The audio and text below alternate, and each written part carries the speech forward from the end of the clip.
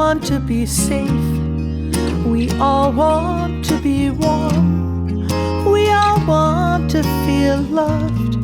Know the comfort of home. Want our children to grow. Learn to make their own sound. Seems to me we all walk on common ground.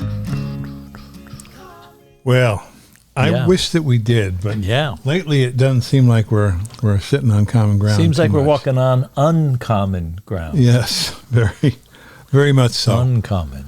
It's been really crazy. I think there was another debate last night. This time it was between just two of the fine Republicans who are struggling ever constantly to tell their possible constituents, well, the first thing I'll do is I'll take good care of Donald Trump. I'll pardon him. I'll make sure he's happy. We'll give him an island out in the Atlantic Ocean. We'll send him, oh God, we'll send him girls. We'll send him guys. We'll send him whatever he wants. Anything he wants, he can have it. So we'll be really nice to him. Please, can I be president? If I'm really nice to Donald, can I be president? It is sickening how they have continued to suck up to this guy who doesn't care a bit about who they are, what they're about, doesn't care about their causes, doesn't care about their state governments, doesn't care. Yeah, and of course, just doesn't care at all. Christie dropped out yesterday. Did you hear his farewell? It was moving. It was pretty good. It was good. It was good. He stuck to his guns and what he determined he wanted to do from the start. He didn't back off from it at all. He didn't start to say, well, now that I'm out, if this is who the people want, then blah blah blah blah. No, he said, I'm going to continue to fight in every way that I possibly can to make it impossible for this unfit, very sick, very very demented man from becoming president and destroying our country. It's hard to know when, because you put so much time in your life and your personality into a campaign, it's hard to know when's the best time to leave. I kind of think, and I'm not a fan of Chris Christie by any means. I thought he was a terrible governor, but I kind of think he hit it right on the spot. Yeah. Choosing to leave then just before DeSantis and Haley did their little dance last night. Right. Just that orchestration, I thought, was impeccable. Yeah. In terms of American policy. And he gave them, I thought, a doorway. Yep. To finally say, now that Chris is gone, somebody is going to have to pick up the baton when it comes to calling Donald Trump out for who he really is and what he's really doing. And they did not. No. They will not. And that was one of the big points in his speech. He basically said this ended when the question was asked at the debate that we were all standing at, will you vote for a convicted felon? And they all raised their hands, every single one of them. And then he made a little joke about Scott. He said, let's give him a couple of points. He looked at everybody first, to see what they were doing. And then, of course, he raised his hands. And he said, I was the only one who didn't raise my hand.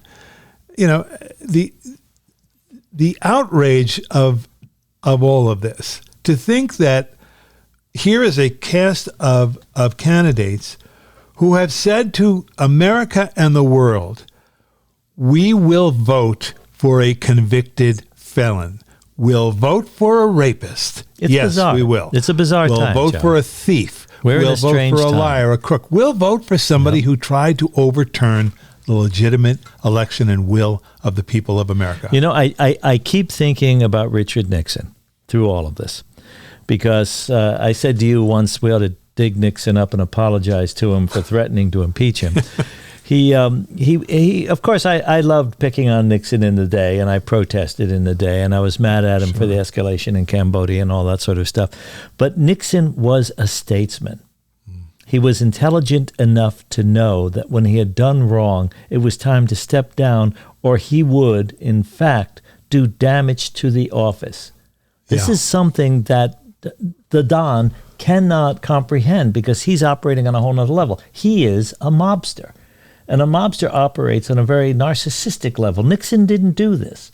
Right. I rethink Nixon time and again whenever I hear the Don talking, because, we mocked Nixon and we impersonated him, and comics did a great job. Rich Little did an amazing job impersonating him. But Nixon was still a statesman. He was also intelligent. He advocated reading. Let's remember the Don advocated not reading. Right. I mean, he wrote. Nixon wrote. He wrote a lot of his own work. Yeah. Yeah. It's outstanding how far, I hate to say this, it's outstanding how far the Republican Party has fallen. Oh, it's really not the Republican Party anymore. It's almost a misnomer to call it that. It's the MAGA Party. Yeah, that's what it is. And this is Trumpism. This is the era of Trumpism. Yep. And we're going to have to deal with this no matter what the outcome of this next election is for many years to come. Our children and perhaps even our children's children are going to have to deal with it. Our great-grandchildren will still be dealing with this fallout. It will go on forever. No question. I mean, Trump can lose in 24, let's say. God willing, okay. Mm-hmm. There'll be tremendous violence.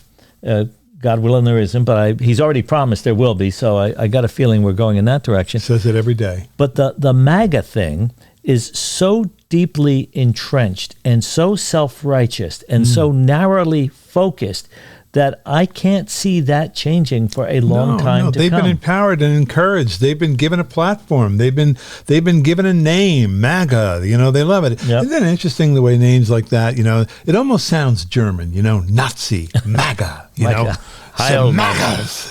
Heil MAGA. Well, I want to talk just a little bit about the distinction between rural and urban, because this fellow here, Brian Mann, this is a 2006 book, Brian Mann's wonderful book that I've gone back to, Welcome to the Homeland, A Journey to the Rural Heart of America's Conservative Revolution.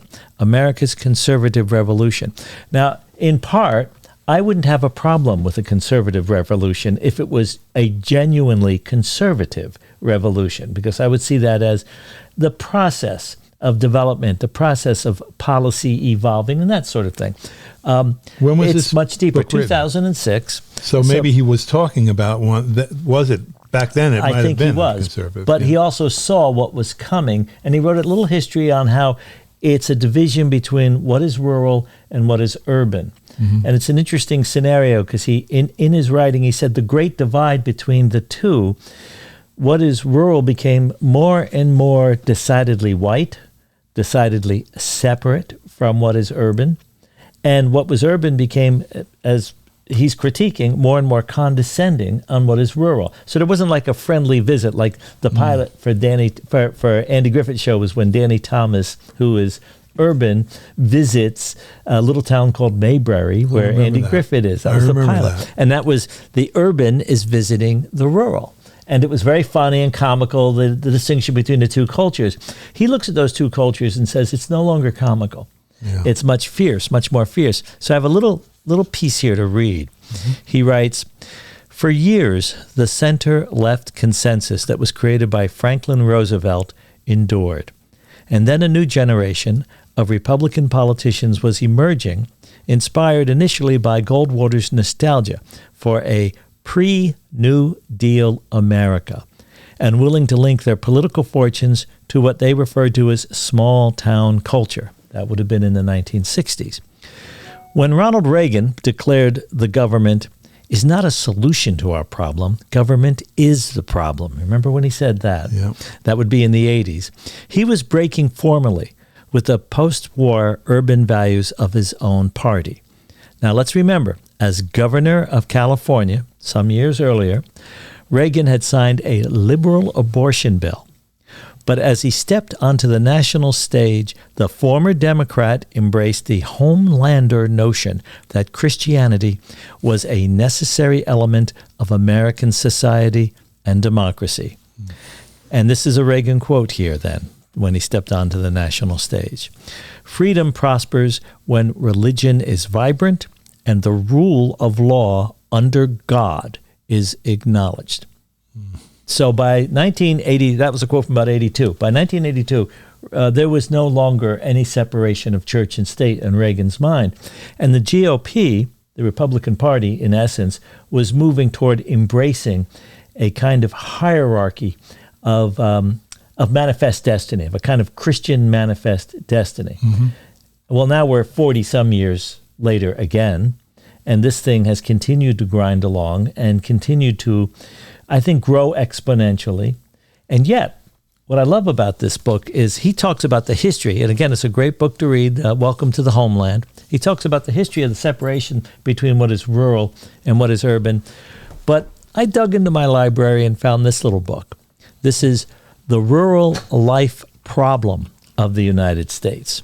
And this is by an Irishman named Sir Horace Plunkett. He wrote this book in 1912, The Rural Life Problem. This is what he wrote in 1912. And let's see, get on camera. Is it right there? Or put it over here. I don't know where I am. There we go. Okay. The Rural Life Problem. And in this book, he wrote, this is Plunkett in 1912, the way America was developing, we're building a separation or perhaps an alienation between home life in the rural and urban life in the city, moving further and further toward a more sophisticated media arts and big business and all that sort of thing.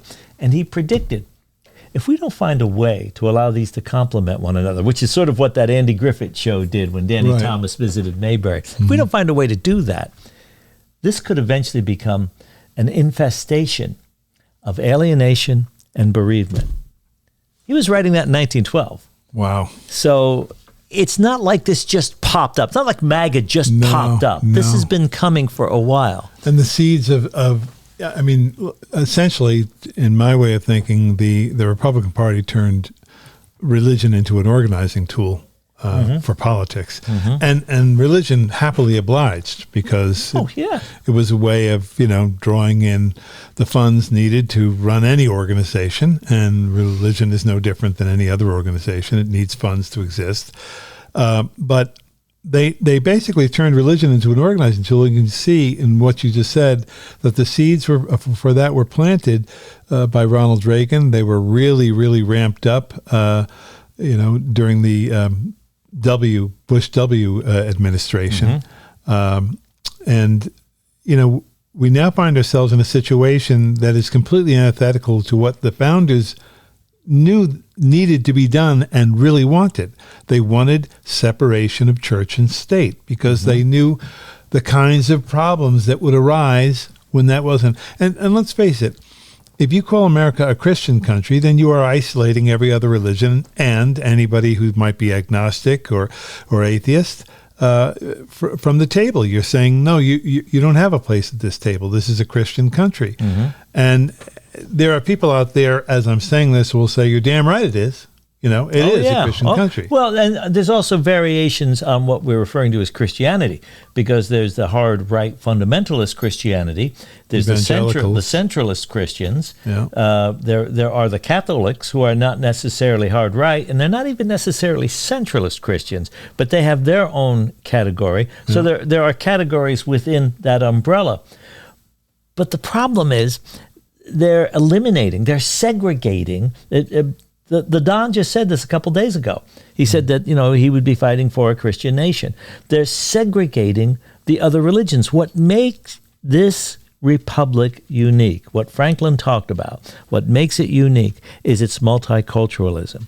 What makes it unique is its tolerance, its ability, even if we all don't feel the same about a thing, we're going to find a way to get along toward accomplishing a thing. Right. And it's like you said earlier, it when we were talking before we came on, this country stepped up for World War I. This country stepped up for World War II. This country, America, has been the stalwart defender of not just freedom, but the idea of tolerance amongst one another, and then struggled with the formation of NATO all these many 70-some-odd years later to establish that relationship. And it's faulty at best, but it functions. It still functions. The whole world order, sure. And now to get rid of it, which is, of course, where it would go in 24 if we go in that direction. That would be such a drastic mistake. This continues to be truly the one indispensable nation. We've come to the aid of the rest of the world and democracies everywhere many, many times before. If that falls, I don't know what'll happen. I don't know what will happen. I think it's unpredictable, entirely unpredictable. But I can tell you one thing: it's not going to be as good as what we've got right now. No. There's no possible way. As long as we continue to try to form a more perfect union, as long as we continue to try to right our wrongs and to find higher ground and to lead people to higher ground, we, I think, deserve to exist. And as your father and my father would say, damn it, just try to get along. Yeah. Just try to get along. Exactly. How are we doing on time? We're at 15 minutes. Oh, We're okay. right there. We're good. Well, folks, we tried to talk a little bit about what we think is some of the greatest dangers right now today. And you're going to hear an awful lot over the next 10 months. A lot of it's going to be truth, and a lot of it's going to be completely BS. And the media is going to, the legacy media is going to hype it as much as they can because they're making millions and millions of dollars. They're making so much money talking about this stuff. Right. And it doesn't matter what side the media is on. How much are we making? Are we making any money? I don't think so. I don't think we are. Yeah. No, I'm just doing this for my kids. What do I have in my pocket here? Yeah. Oh, I just have this stone. Is that from you're going to pay me? That's my little stone. Very there. nice, very nice. Yeah. But listen, folks, more and more, the only thing that's going to save us is us. Okay? Yep. We're going to have to step up here. We're going to have to be a part of the solution. We're going to have to take the risks, and we're going to have to do what has to be done in order to save America and save the world, because that's what America is. Remember something, and this is something else that Chris Christie said last night, and I thought it was very poignant. He said, whatever you think of these immigrants, some of them are walking on foot thousands of miles, literally more than 1,000 miles to get here. Yes. Okay? Because here you can be an American. You can come here and become an American. Can't become a German, can't become a Brit, can't become someone from France, but you can be an American. Okay? And people still come to this country because they see it as the great hope. Well, it's our job to preserve that. And it needs to be more than the great white hope. That's right. Yeah. That's right. Yeah. Okay. Well said. Thanks, folks. Thank you. Yep. And till next week. Thanks. Till next week. Till next week.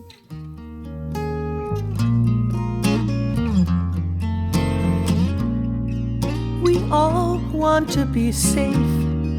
We all want to be warm.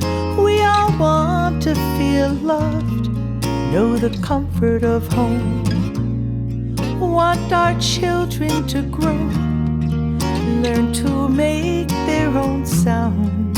Seems to me we all walk on common ground. Common ground, common ground. We all walk on common ground. We all wanna be strong, fully free and alive. Take just enough chances, stand up tall and with pride. Yes, we all wanna play, have good friends all around. It seems to me we all walk on common ground. Common ground, common ground. We all walk on common ground. Some conversations aren't easy, and we wonder how we'll turn this mess around. But if we realize and seek to compromise,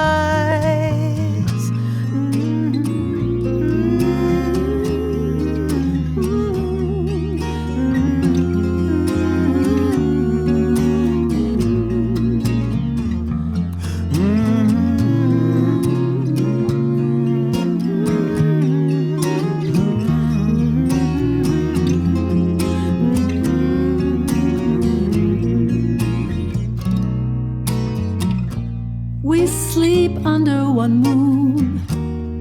Lift our face to one sun, feel the wetness of rain, seek shelter, everyone. Yearn for rest when we're weary, seek solace when we're down. It seems to me we all walk on common ground. Some conversations aren't easy, and we wonder how we'll turn this mess around.